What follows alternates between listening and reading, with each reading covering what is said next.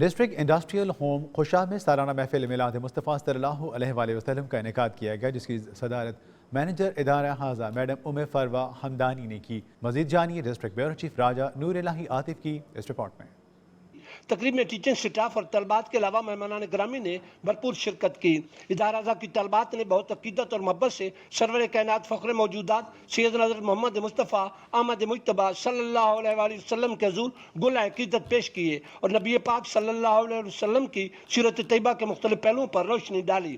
مہمانان گرامی نے طلبات کی طرف سے میلاد مصطفیٰ صلی اللہ علیہ وسلم میں بھرپور شرکت اور اس عظیم الشان روحانی وجدانی محفل پاک کے شاندار انعقاد پر مینیجر میڈم فروہ حمدانی اور جملہ سٹاف کو دلی مبارکباد پیش کی۔ اس موقع پر طالبات اور مہمانان گرامی میں تبرک بھی تقسیم کیا گیا۔